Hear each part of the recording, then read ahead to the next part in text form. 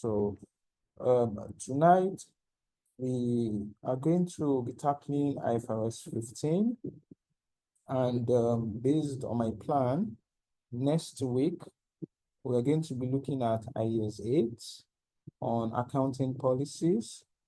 Upper week we're going to be looking at IAS 24 on related party transactions.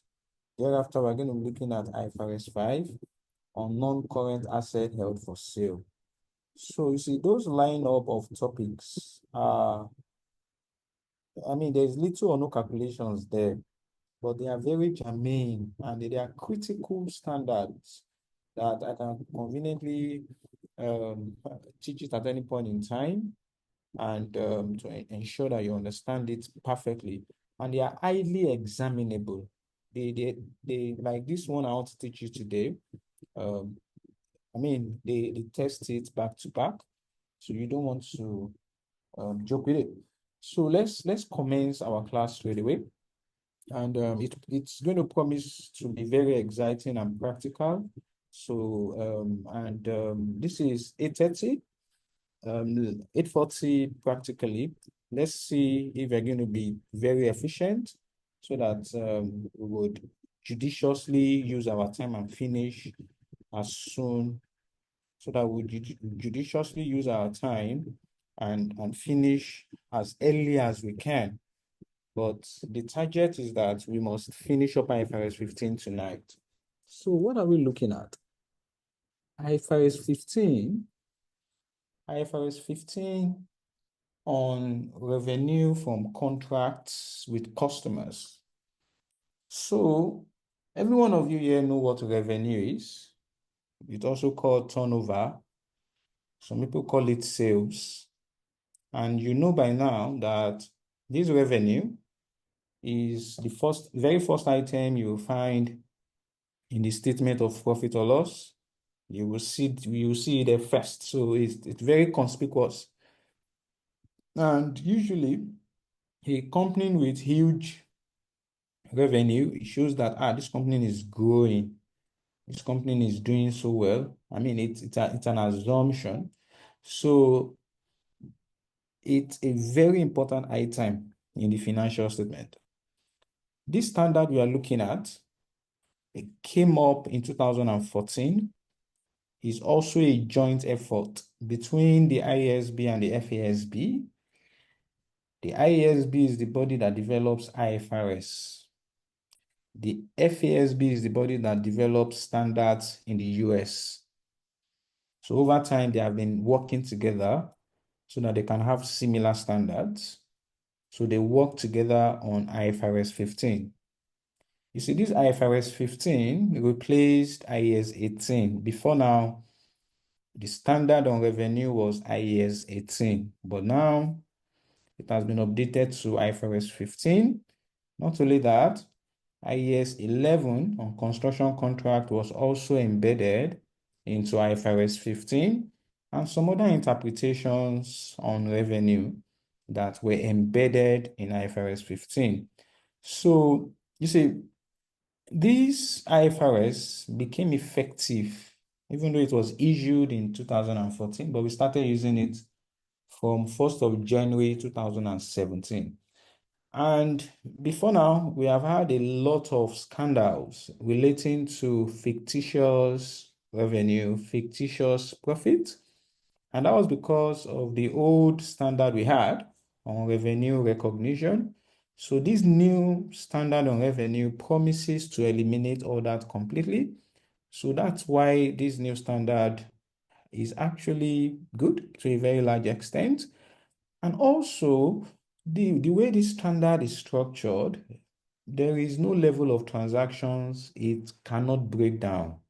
It will decipher everything, it will unbundle it, and properly account for revenue.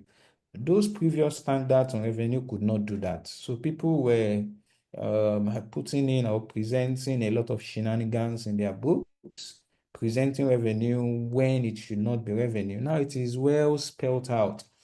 So tonight, what I would have to cover is, number one, is the objective and scope of IFRS 15. Then I'll look at recognition and measurement of revenue. Then some definitions, not only contract costs. I will look at some other terminologies that you'd really have to know. Then finally, I'll look at presentation and disclosure. If we're able to achieve all of that, the earlier we achieve it, the better for us. So let's get into it. So the first is objective and scope of IFRS 15. So like 3 or 4 days ago, yes, I can ask you that what is the core principle of IFRS 15? The core principle of IFRS 15. And the question was actually talking about the objective of IFRS 15. And you see, the objective of this IFRS is to ensure that revenue that is recognized in the statement of profit or loss depicts the consideration expected by the entity from the transfer of promised goods or services to customers. Let me stop there. See, this objective is very clear because it's saying that the core objective of this standard is the revenue you recognize in your statement of profit or loss.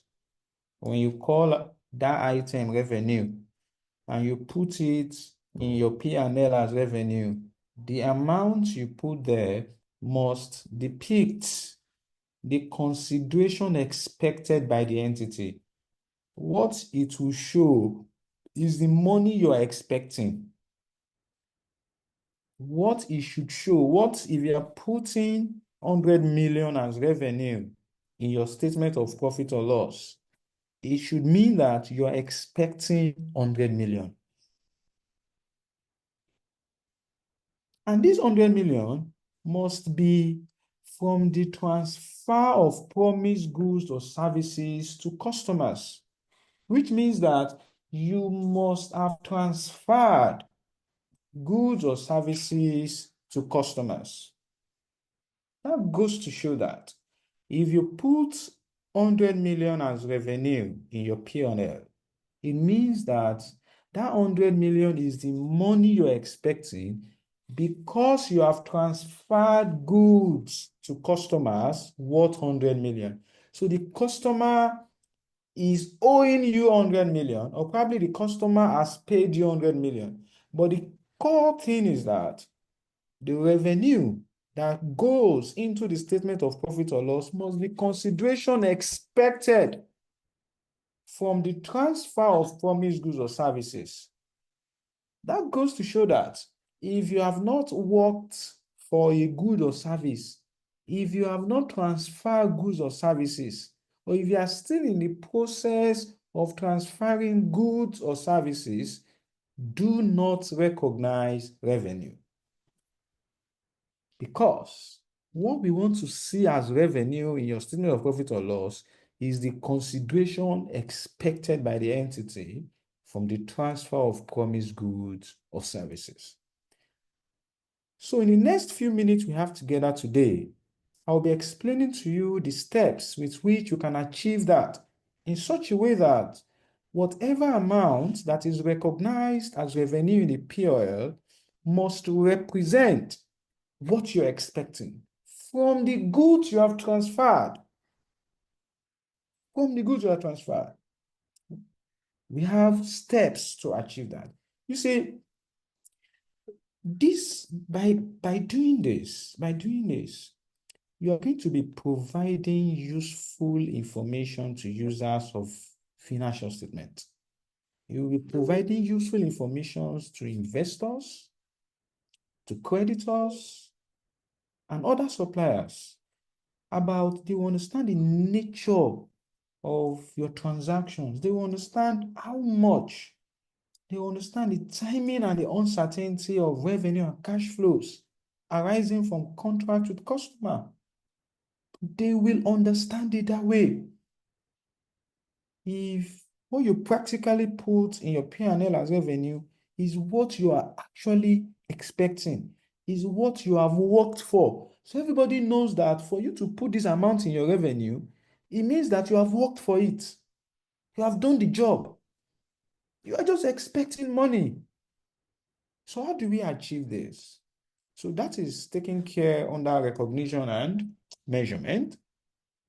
So according to IFRS 15, the way we need to ensure that you recognize revenue, that your revenue only shows what you have worked for, that it shows what you are expecting from what you have worked for. We said we now use a 5-step model. And all these steps must be followed one after the other before revenue is recognized. So step 1 is we need to identify the contract with customer. Step 2, we need to identify separate performance obligation. Step 3, we need to determine the transaction price. Step 4, we need to allocate transaction price to separate performance obligation. Step 5, we need to recognize revenue when performance obligation is satisfied. These are the steps we want to look at today. As soon as I'm done explaining this with practical examples and explanations, then we can go and sleep tonight. But I need you to know this. These 5 steps, you need to know it by heart. They can ask you, and you need to be able to at least give a 2 or 3 sentence explanation for each of them. It's highly examinable. You need to know them. So let's start picking them one by one and break it down. The first one, which is the first step in the 5-step model for revenue recognition, is to identify the contract with customer. I mean, the step is clear. There has to be a contract with the customer. So, and IFRS 15 says that a contract is an agreement between 2 parties that create enforceable rights and obligation.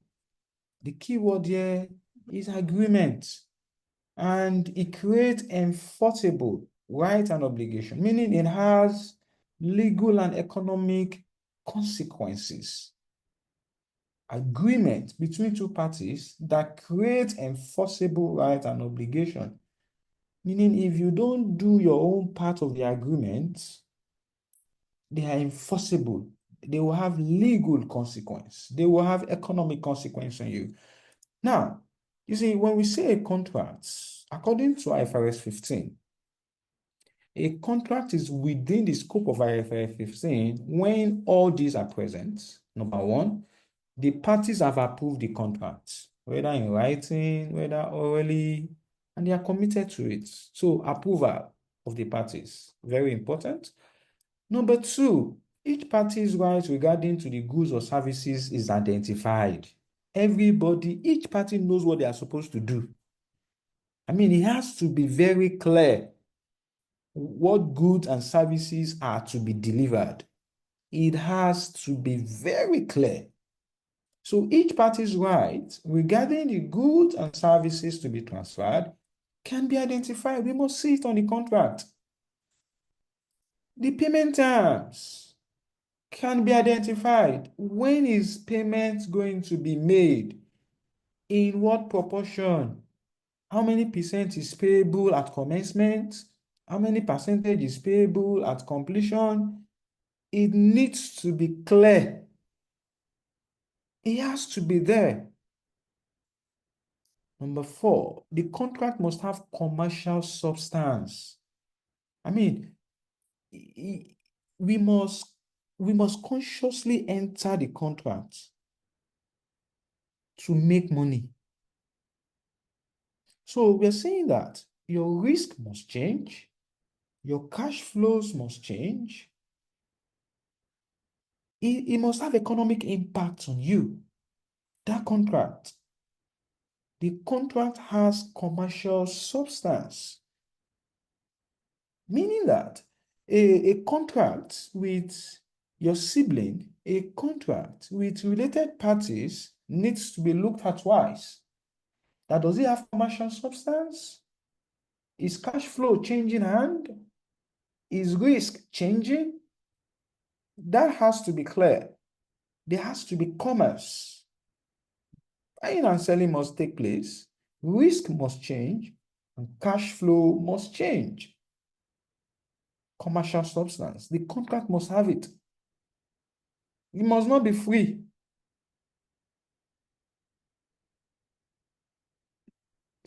And the fifth one is that we have to be sure that we'll collect our money. It must be probable that the entity will collect consideration. We must be sure that we'll collect our money. And finally, this is redundant because it's implied in the first point that the contract can be written, oral, or implied. I mean, not necessarily. This point is already implied in the first point here. You see, the thing is this. You have these 5 points, you have to know it. I don't know how you want to codify it. They can ask you that a contract with a customer is within the scope of IFRS 15 if it has the following criteria. Can you list them? You must be able to tell the examiner that the parties must have approved the contract. Each party knows their rights relating to the goods or services. The payment terms for the goods or services can be identified. The contract has a commercial substance, and it's probable that consideration will be collected. 5 marks. You see, when you have a contract with a customer and it does not meet all the criteria above, I mean all. So you guys are accountants. Some of you issue invoices. Some of you are responsible. Those are done. That means if you recognize revenue and your contract does not contain all of these elements, you're wrong. All these elements must be on your invoice if that's the only sales agreement you have. I mean, in the consulting side, that's where I belong, before we sign up or any client signs us up, there's always an SLA followed by an engagement letter. All these are there in detail. We ensure that it is there. And it should be like that in all industry. We always... Yes, please, you can hear now. Okay, good. So when you have a contract with a customer and all these criteria are not present,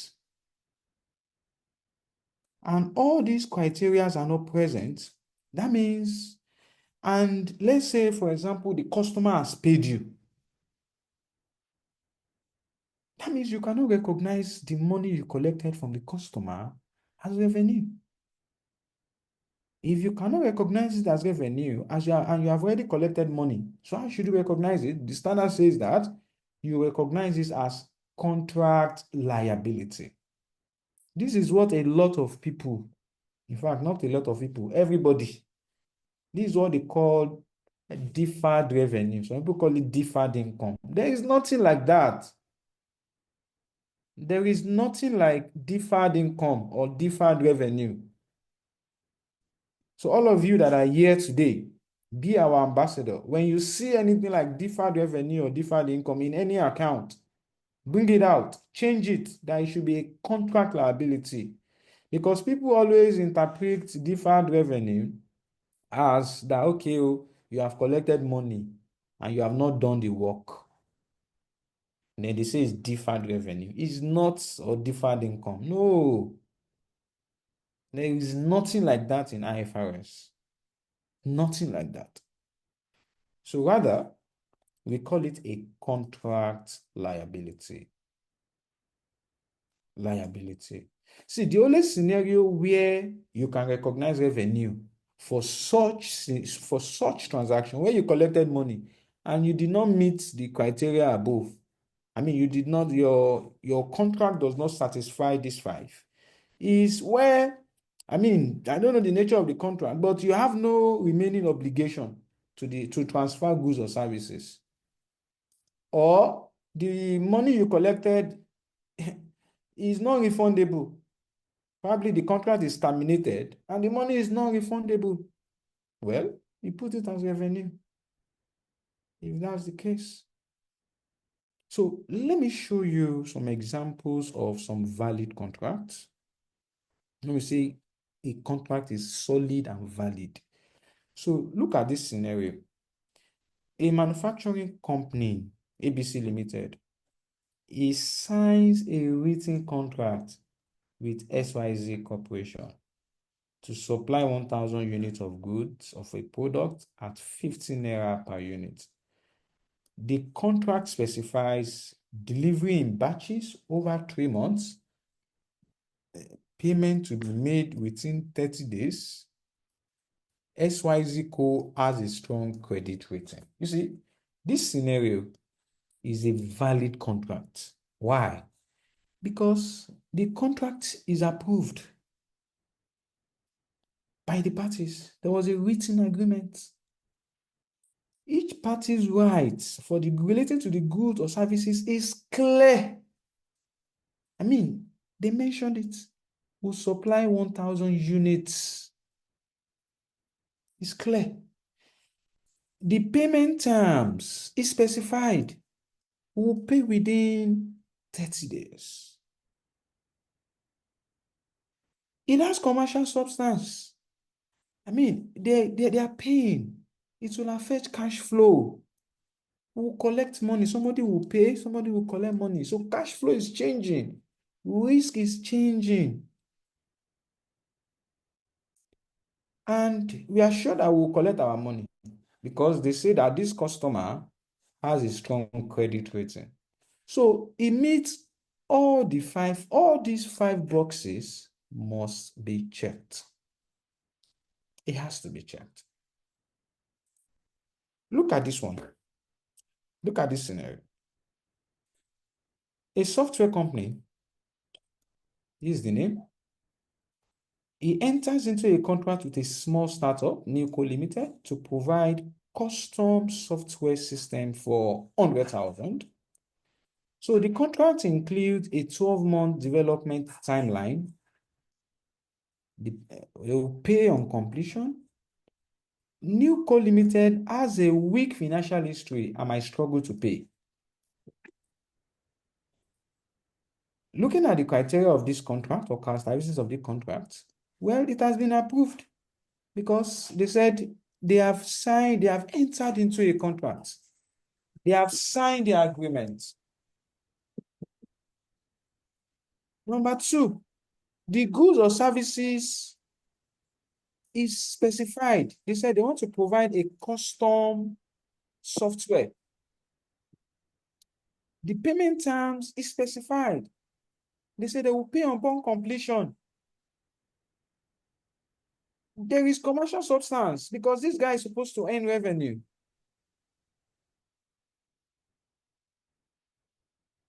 And this guy is supposed to earn revenue. And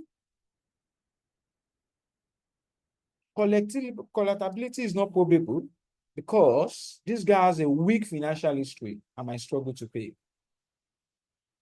You see, because of this one, he cannot recognize revenue. He cannot recognize revenue.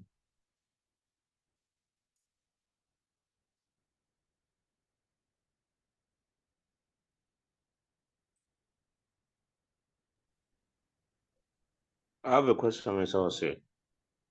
Oh, please ask. And the last statement that emphasized on new company limited, weak financial history and might struggle to pay, to me, sound like mere speculation. So, are we to infer, based on history, and make a judgment of not possibility, but the certainty that they will not pay? More reason why we truly have them marked.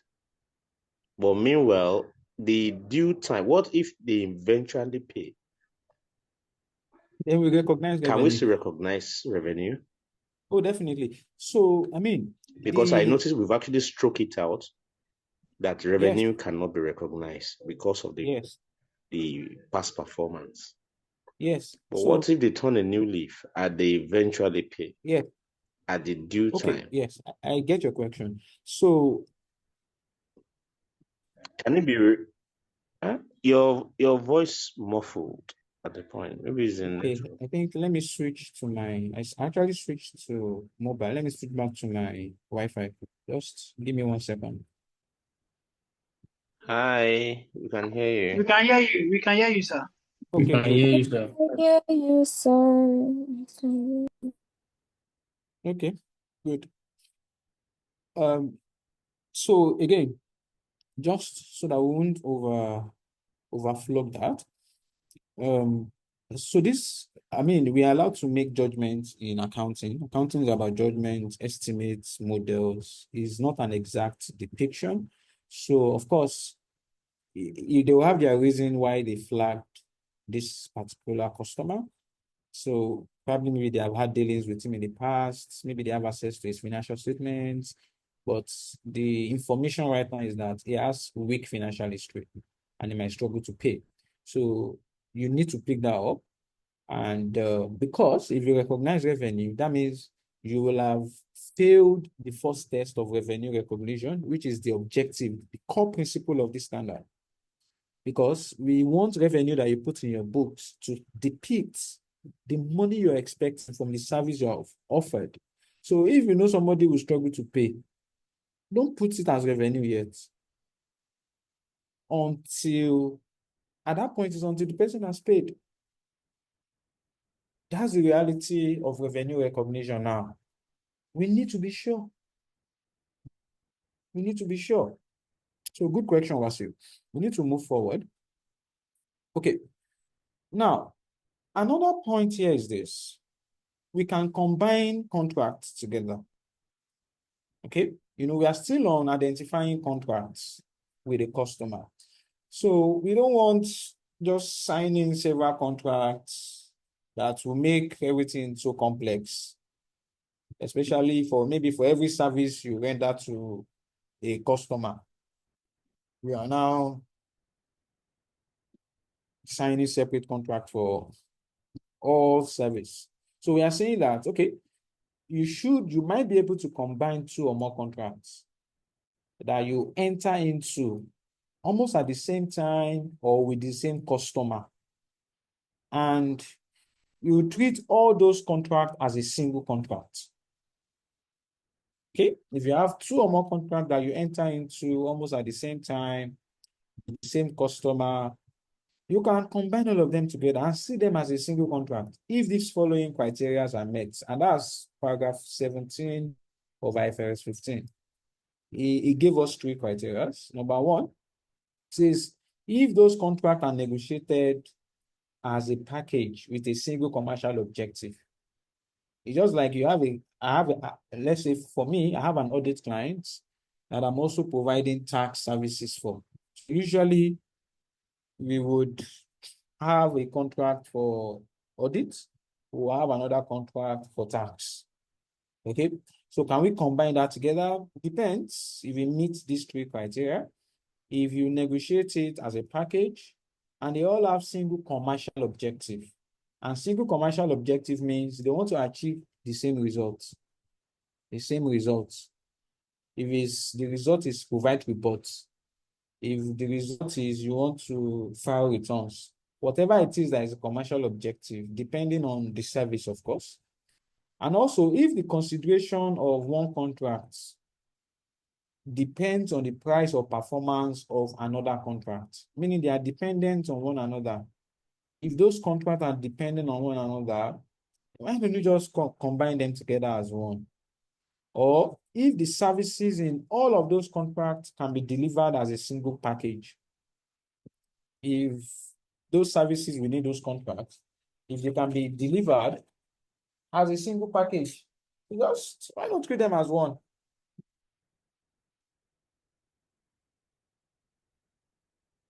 So let me give you some examples, right? So a consulting firm, Advisory Limited, it signs 2 contracts with a client. A 50K contract for business strategy review, a 30K for implementation plan. So two separate contracts for these services. However, see, both of these contracts were negotiated together, and this strategy review, it imparts implementation. So the strategy review imparts implementation. I mean, from this information, since these contracts are closely related and they are a single performance obligation, so we should just combine them as one because they are negotiated as one. And this strategy impacts implementation. So mostly they are going to be delivered as a single package. So we just need to meet any of these. Look at another one. A software company called, let's say, TechSoft Limited. He enters into two contracts with a customer. Okay, contract one, software license, 100,000. Contract two, ongoing maintenance and support for 30K. This one is for 3 years. So the customer is given a discount on maintenance only if they purchase the license. Okay, that's the scenario. So again, there are two contracts here. Software license, 100K. Ongoing maintenance and support, 30K. And this one is for 3 years. Then I said they will give discount on maintenance, which is this one, if the customer purchase license. Okay, so you will see that number one, the maintenance contract is priced based on the software purchase. That means the price of this one is dependent on the price of this. And the contract are interdependent because one contract pricing influences the other. So we combine the two contracts. And the 130K contract, we see it as one, and we share the money between software license and maintenance service. Because the price of one depends on the price of another. Look at another scenario. A real estate company, a construction company, Buildco Limited, he signs two contracts with a property developer. Land sale, okay, for 500K. Construction of building on the land, 2 million. Okay. The contracts were signed separately, but are part of the same negotiation. The customer will not purchase the land without construction contract. Again, these two contracts, they are a single performance obligation because the land and the building must be delivered together. Abi? Land and the building must be delivered together. And the contract were negotiated together.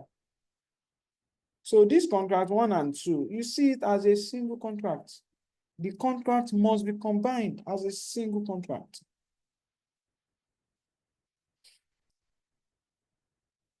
Look at this one. A machinery manufacturer enters into two contracts with a customer. Contract 1, sales of machine. Contract 2, customization to modify the machine for 200,000. The customer cannot use the machine without customization. And the two contracts were negotiated together. I mean, all these are saying the same thing. That means they are interrelated. They said the customer cannot use the machine without customization. So that means they are highly dependent and they were negotiated together. So this contract 1 and 2, see them as the same contract. Don't sign different contracts. Just you see them as one contract. Look at that. Let's take this as the final scenario. A Cloud Tech Limited signs two contracts with the same customer. Contract 1, there's a cloud storage service for 50K per year. It's a cybersecurity consulting for 20K per year. The contract were negotiated separately, and the pricing of one contract does not affect the other. Okay. So this one now, since the contract were negotiated separately and the pricing are not interdependent, so this one, we cannot combine them together. We see them as separate contracts. So the key thing here, I need you to remember, when it comes to combining contracts together, we are saying they have to be negotiated. Those contracts must have been negotiated together. The price of one must be dependent on the price of performance of another, and they can be delivered together. And any of them, if they are present, that means you combine them. All the three doesn't have to be present, just any of them. So that's contract combination. Another one is modification. And you know that modification is when there is a change in something. So when there's a change in the contract. So a change in contract in what sense? Okay, so Aisha said, my material is different from what you have. Yes, I just updated this one with more examples. So I'll share this one with you. So a contract modification occurs when there is a change in scope or price of a contract that is approved by both parties. So when there is a change in scope or price, that's modification. So the key thing here is this. This modification, when there's a change in scope, when there's a change, because this happens often. So accountants, you need to know, you need to be aware. When somebody comes, you had a contract before, and he came and say he wants to change the contract. He wants to change the price. He wants to change the scope. So the key thing here is this. Are we going to see that change, that modification as a separate contract? Or we are going to see it as a modification of the existing contract? How should we see it? So IFRS 15 says you should see it as a separate contract if the scope of the contract increases because of addition of promised goods or services that are distinct. Okay, so if the change in scope is that the guy is bringing, the customer is saying that we should do additional service for him. So the change in scope is not just change in price, is the customer is saying, do something more for me. And it has to be distinct from what you are doing for him before. It has to be separate. Or the change in price or the price of the contract increases by an amount of consideration that reflects the entity's standalone selling price of additional promised goods or services. And also, you see, that scope that changed, the pricing of it must be the standalone selling price of that additional goods or services, meaning that ordinarily, if you're going to sell that additional services requesting for, the price you are giving him is the price you'll have charged anybody else. That is, standalone selling price is the price you sell that goods ordinarily, separately to other customers. And I define it for you here. Standalone selling price is the price which the entity would sell a promised goods or services separately to a customer. So before you can treat a modification as a separate contract, please listen and understand the core point here. We are saying modification when there's a change in scope or price. We are saying that change in scope or price, should we treat it as a separate contract or modification of existing contract? We are saying that you should treat it as a separate contract. If the change in scope is because the customer requested for additional goods or services, then fine, that's good. It should be a separate contract.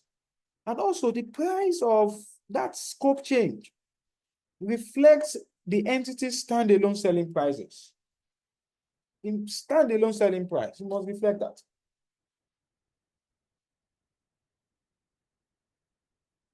Let me give you some scenarios to strengthen the point. So a construction company, BuildCo, enters into a contract with the customer to build a project for 500,000.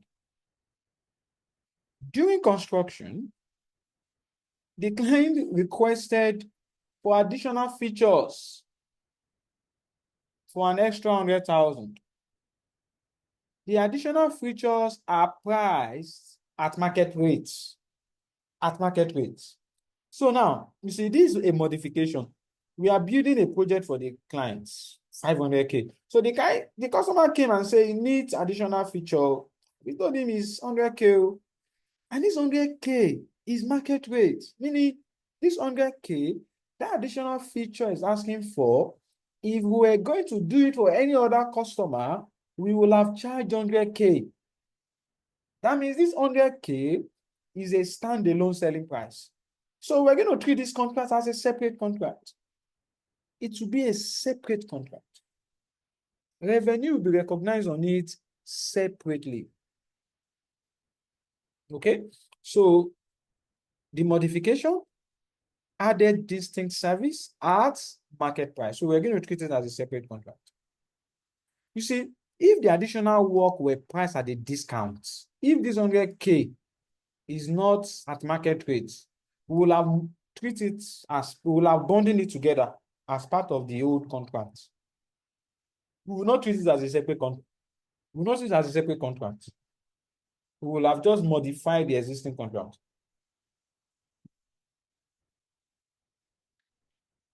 Another one, a software company, TechSoft, signs a contract to provide accounting software for 50K, 50,000. Okay.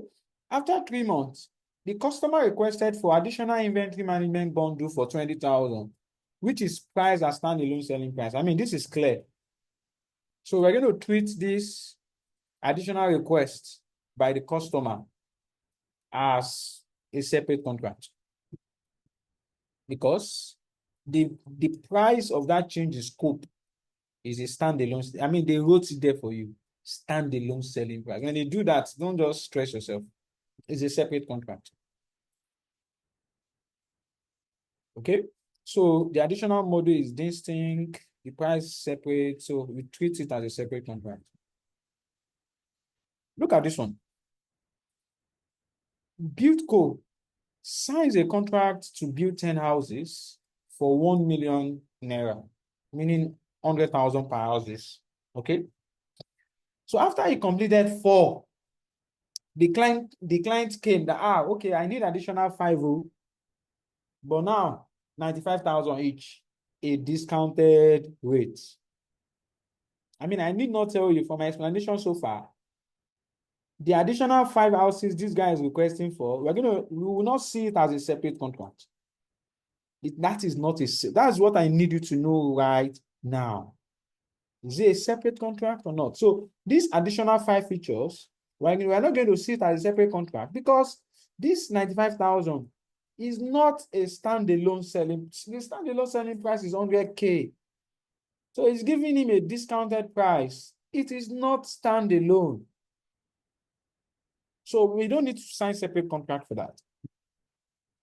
So meaning that when we are recognizing revenue, the 4 that we have built, we recognize revenue for that. The remaining, the remaining 6 is still priced at, because we are building 10 houses. So it's still priced at 100,000 plus the extra 5 at 95. So the remaining revenue is 1.3 million. So the total contract price now has to be adjusted to 1.7 as against 1 million. So we would have to adjust it. Ordinarily, this 5 extra should have been a separate contract, but now we will need to adjust the existing contract. I hope you are getting the idea. Yes. Okay, good. Don't worry, Julian, I will share it, okay? I actually worked on it today.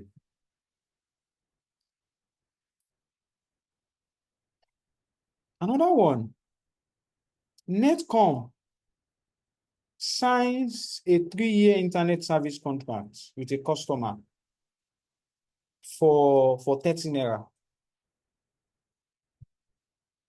After 1 year, the company offers a discount. So the customer will now pay 25 naira per month. It's just like all these MTN, Blue, and all of that. So you are maybe a postpaid customer, something like that. So they were charging you enter into a contract with them, 3-year internet service contract. You're supposed to pay 30 naira per month. So after 1 year, they started offering you discount at 25 naira. So do you need to present a separate contract for this? No, because there is no additional service here. It's still the same service. Still the same service. I mean, for that reason alone, just adjust the contract. Instead of a contract of 30 naira per month times times 36. This is the original contract. 30 naira per month by 36, 1,080. So we need to modify the contract to show that, okay, the 30 naira was for 12 months, and now 25 naira is for the next 2 years. So the contract price now is 900 naira. So there's a reduction in revenue in form of discount. Okay. So in this case now, we don't have to, it doesn't meet the criteria to be recognized as a separate contract because it's the same service we are offering. The final one, the final one. So a consulting firm advisory limited signs a contract to provide financial advisory for 100,000 for 6 months. So after 3 months, the client came and requested for extension of service for 2 months. And the guy is not paying any extra money. He's not paying any extra. So this modification is not a separate contract. We just need to modify the existing contract in such a way that the amount of revenue we're recognizing per month, because this is a 6 months, 100,000 naira contract. Ordinarily, revenue should have been recognized at every month at 16,000. But now, he wants extension by 2 months. So revenue will be recognized as 100,000 divided by 8, 12,500 per month. So though the one will have recognized for the past 3 months, yes, fine, we'll have recognized 16,067 per month, but going forward, it will be 12,500. I have a question, Mr. Wate. Yes, but the total contract price is not going to change. It's still going to remain 100,000. Okay, go ahead, please. Is it possible in a scenario whereby a cash, like a benefit, take for instance, you are to attend a webinar which you have paid ahead for, meaning the cash flow there's a cash flow, there's an intention to receive benefits, which the information that will be delivered to me over a webinar, which I've actually paid ahead. Coming that day, I wasn't opportune to be present owing to a constraint. And the organizer actually delivered it, but I wasn't there to receive the benefit. On that note, can the organizer recognize revenue? It depends, right? So for them, they cannot track whether you are there, whether you are not. The agreement is that they will just do webinar. Your paid is assumed that you'll be there. So even you are not there, the money is not refundable. And when the money is not refundable, you recognize revenue as soon as you collect them, as soon as you deliver your service. Since the money is not refundable. If the money was refundable now, yes, we will not recognize revenue. Okay, I think that settles that. Okay, so I did a summary here. I would share you this later. So the summary of contract Francis, modification. please, I have a question. Yes, Sadiq, go ahead. Um, it pertains to the can you maybe scroll up a bit? The last scenario.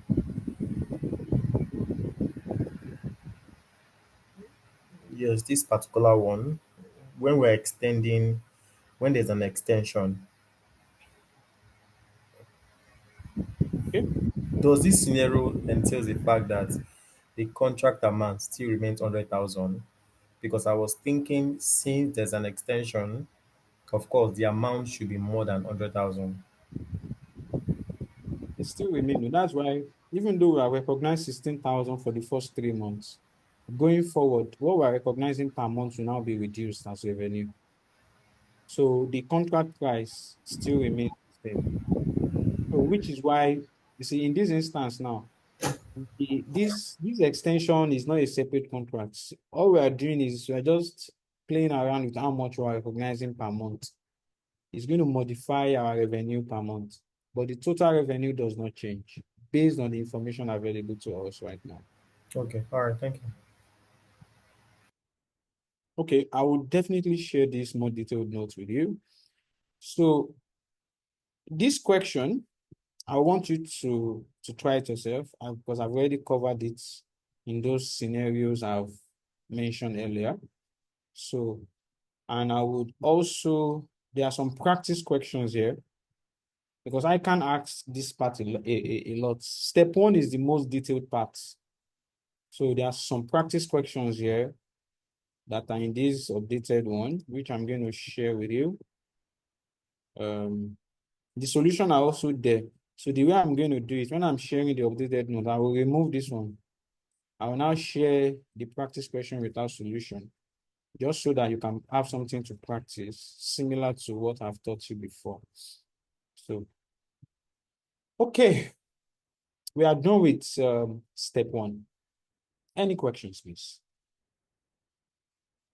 Any questions? So when you read these notes, things you need to have in mind, that's step 1. You need to know those 5 characteristics of a contract. You need to know contract combination before you can combine 2 contracts together. That they must be negotiated as together and they must have single commercial objective. The price of one must affect the price of another.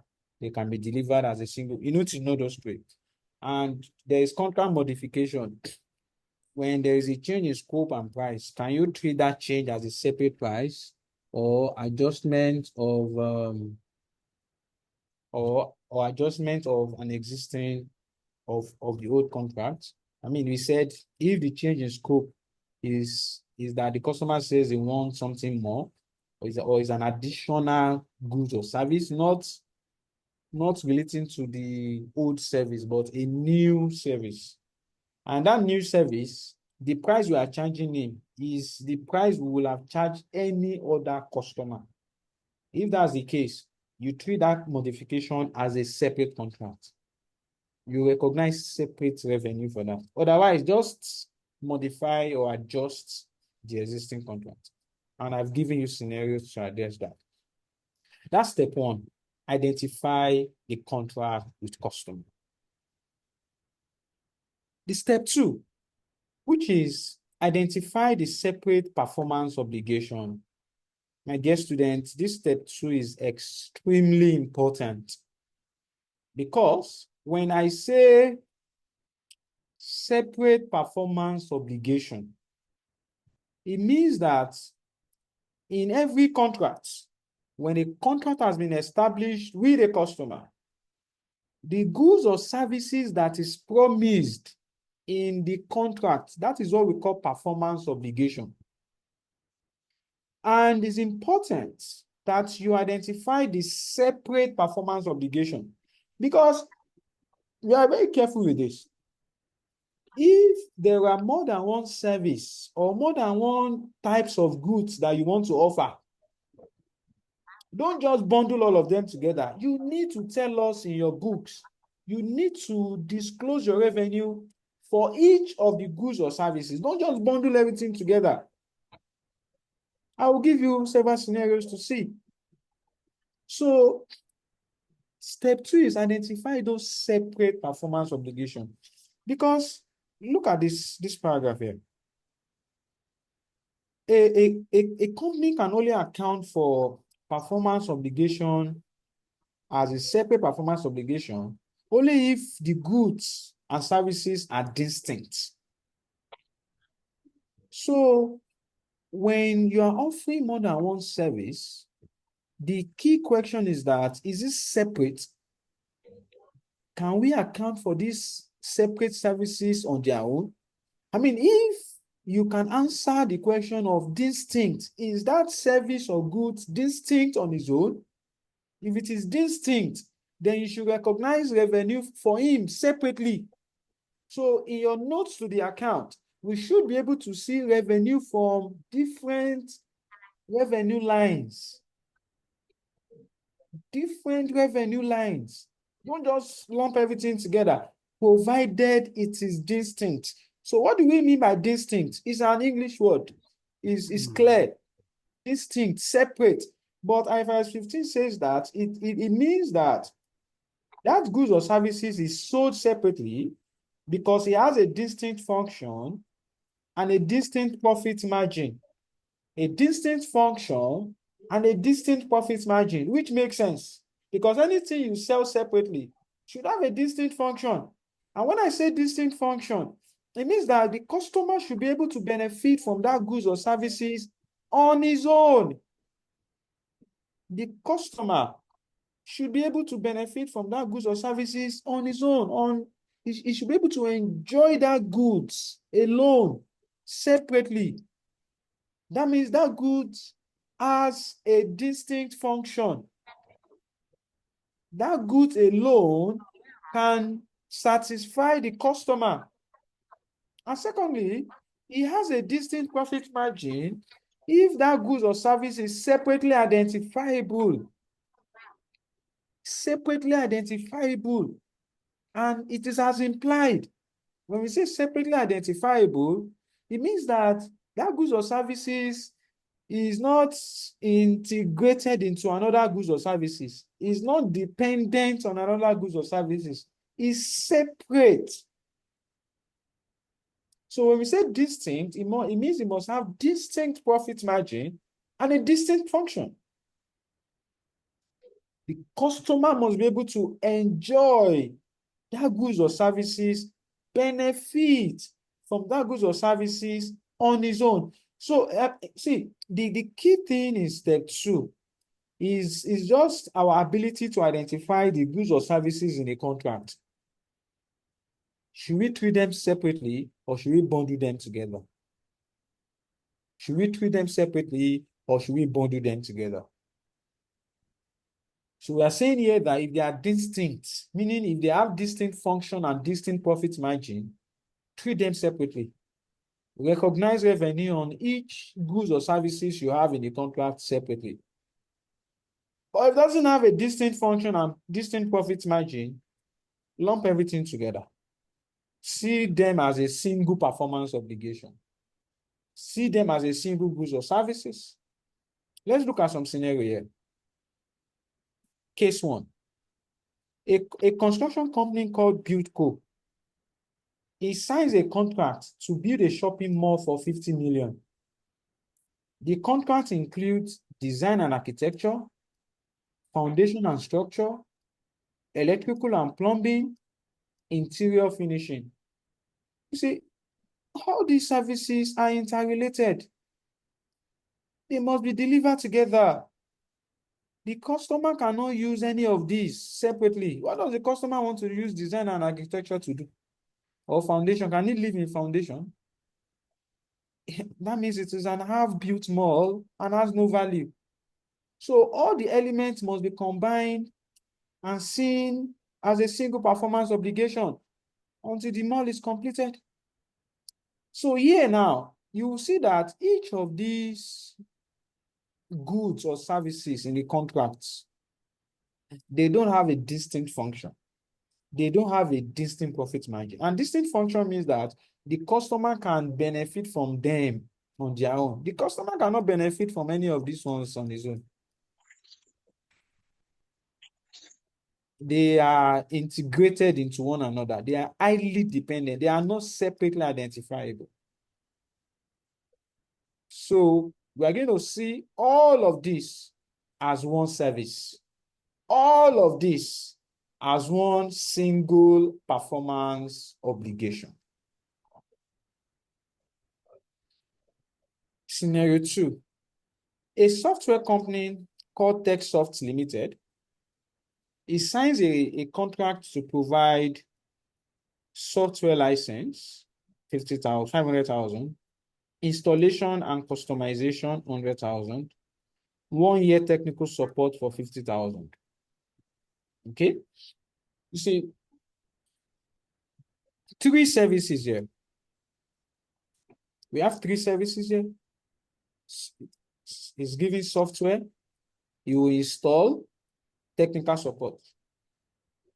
The assumption is this: the software can function without customization, meaning we don't need customization. With the software license, the software is working.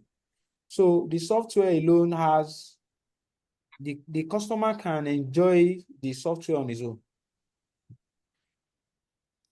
The installation, yes, you need to install the software, but it's not like it's essential.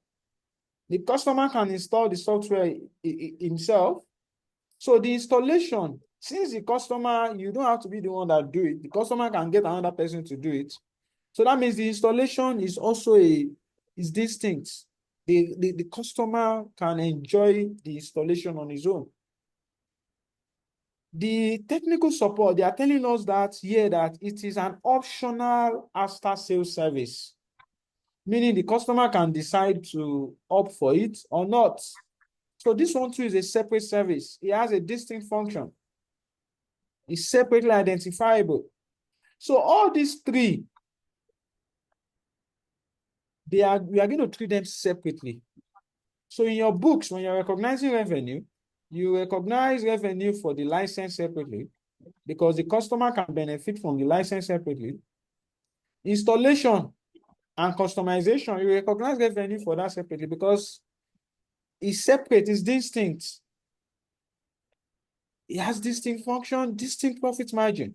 The 1 year technical support. So recognize separately for each of them.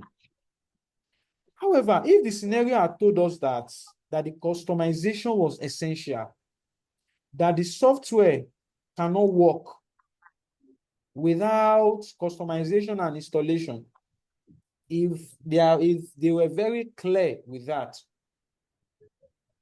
then that means the software and its installation, we are going to combine them and see them as a single performance obligation, while the 1 year technical support will separate it. So again, you see this software license, since we have given it to the customer, we recognize revenue immediately. The installation and customization, this one will recognize revenue on it over time. The same thing for the technical support. You recognize revenue on it over time. But that's not even the focus here. The focus here right now is for you to understand the fact that these are separate services. Each of them have distinct function. Each of them, the customer can benefit from them on their own, and they are separately identifiable. They are not dependent on one another. Another one is a telecommunication company. He signs a 2-year contract with a customer. He will give a free phone to the customer.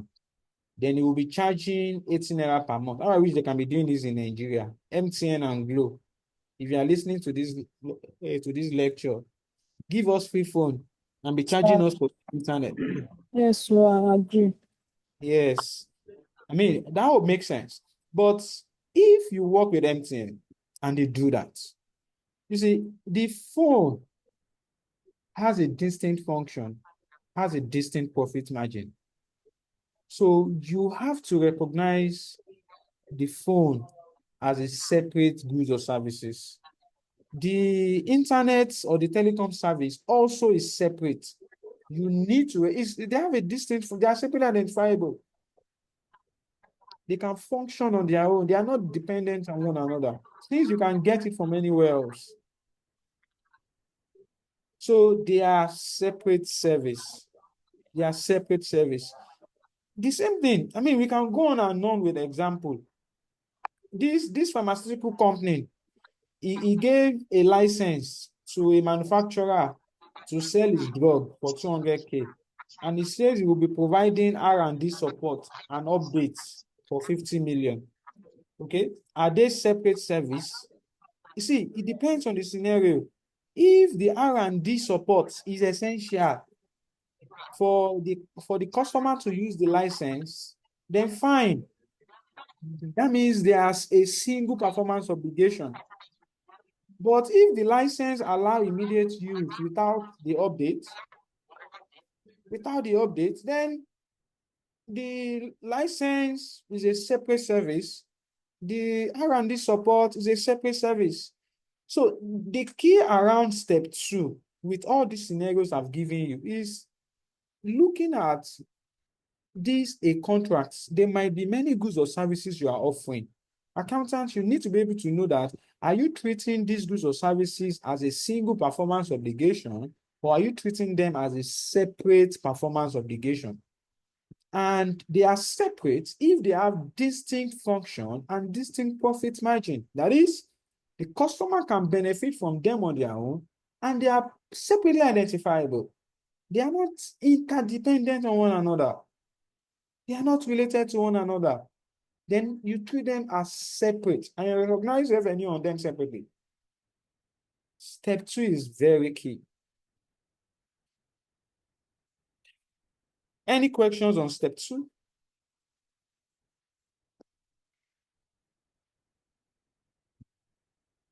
Yes, Now, I have a question, but I would like to postpone my question till the end of all the 5 steps, oh, because thank you I very much. have a scenario. Yes, I do. Okay, thank you And very my much. question, can I hint it before No, okay, let me yes, postpone to the end of the steps. exactly. Since you said you were going to wait, so just wait. So step 3 is for us to determine the transaction price. And firstly, transaction price is the money you're expecting. The money you're expecting from the customer. Excluding amount collected on behalf of third party. You see, you find some people including VAT as part of their revenue. Why would you do that now? It's not your money, it's for government. So you should not recognize the VAT element of the money you're expecting. It's not even money you're expecting, it's money you are collecting on behalf of a third party. So it's only the money that you are expecting that is your revenue, which we call transaction price.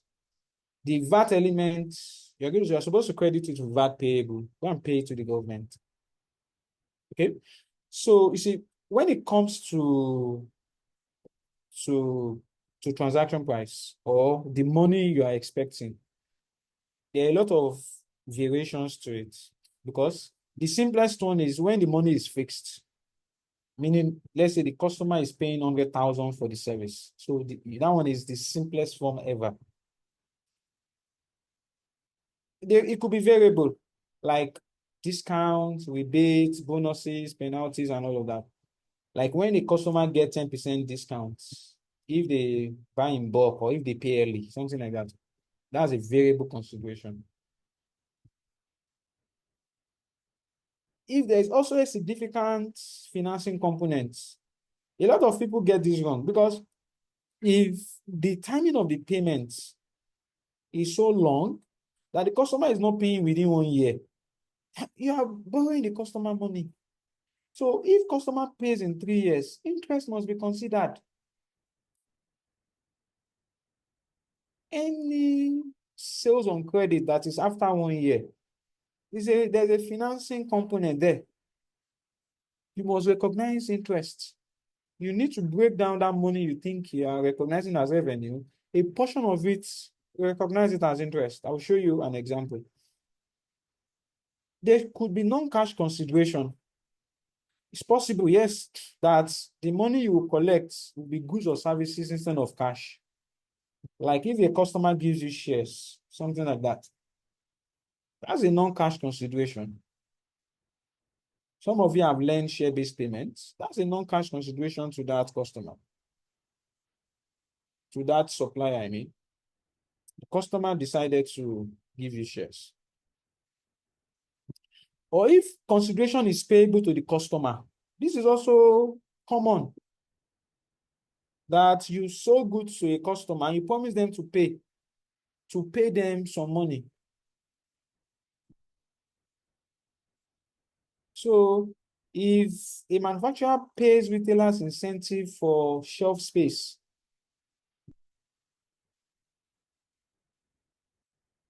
that's a consideration payable to customer. So for this to make sense, let's look at scenarios for each of them so that this will just take the point home immediately. I won't give you any scenario for this one, fixed consideration, because it's straightforward. Transaction price is clear there. It will be fixed. It's fixed. The amount you're expecting, and it will be stated very clearly. So no issue with that. So I'll give you scenarios for these other four, so you can see it practically, what we mean on each of them.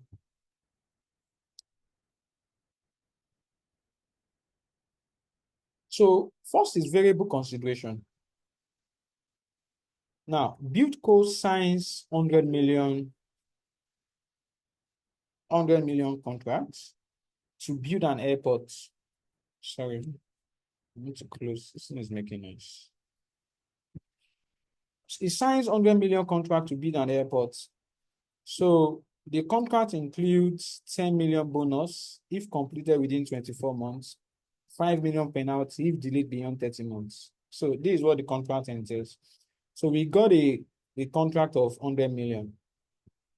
But they are telling us that if we finish it early, they will give us 10 million. If we don't finish it early, they will charge us penalty. So how much are we going to recognize as revenue? Is it this 100 million? It depends. If you see that this contract, we're going to finish it in 31 months, just recognize 95 million as revenue. Because it's clear in the contract that they will charge you penalty of 5 million. So your revenue is not 100 million, it's 95 million. That is what we mean by variable consideration. Variable consideration. When it varies as a result of penalty, bonuses, rebates, it reduces your transaction price. Another one is significant financing component where there is a deferred payment. So a machinery supplier, Equipment Co. Limited, he sells equipment to a customer for 5 million, but payment is deferred for 5 years, 0% interest. You see, this one, we are going to see it as you are giving the customer a loan and you sell goods to a customer and the guy is not paying for 5 years. So IFRS 15 considers time value of money. You see, the transaction price is not 5 million, even though, yes, the selling price was 5 million, but that's not the transaction price. This 5 million must be discounted using the market interest rate. Let's say 6% or whatever it is, either you're using the MPR in Nigeria, around 27.25%, whatever. You're going to discount it to present value. You know, when you discount it, it becomes smaller. So it is that present value of 5 million that you put in your books as revenue. You see, the rest, you treat it as interest income. You treat it as finance income. That's how it's done. So any financing component, a finance component exists if payment is deferred beyond 12 months. So note, guys, if you're an accountant, for your exam, this is very key. Watch out for this. When a supplier sells goods to a customer and payment is deferred for more than 12 months, what you recognize as revenue is the present value of that selling price. Because it's the present value of that's the transaction price. Transaction price take note of financing component. Takes note of financing component. Another one is non-cash consideration, payment in shares. So a technology firm, let's say TechSoft Limited, it provides consulting service in exchange for 1,000 shares of a startup instead of cash. So the transaction price here will be based on the fair value of that shares. So since it's not giving cash, it's giving shares. So we'll just get the market price of that shares, multiply by the number of shares it's giving us. So the transaction price is 50,000. So if we are dealing with a non-cash consideration, the fair value is just the fair value of that non-cash consideration, if there is non-cash consideration then. However, it's possible for share price to change. If it change, revenue is not adjusted. Is the date at which the contract was executed, is the price at that date that we use. If the share prices changes afterwards, we cannot recognize revenue.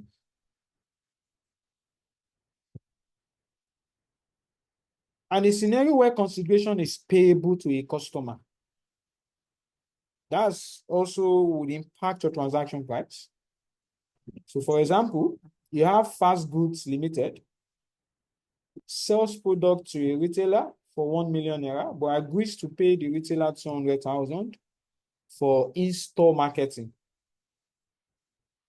I mean, this is the transaction. I'm paying the customer. So that means your revenue is just 800,000. This is straightforward. Because it's still relating to the same goods. I sold goods to a customer for 1 million. And I'm now paying the customer for advertising my goods in a store for in-store marketing. So my revenue is 800,000. However, if what I'm paying for the customer is for another service, so yes, I can treat that payment as a separate expense, not as a reduction in revenue, but in this case, it's relating to the same goods. So my revenue on that good is 800. So that is what we mean by consideration payable to a customer. So you see, I've given you scenarios for just for you to be able to see the practicality on each of them.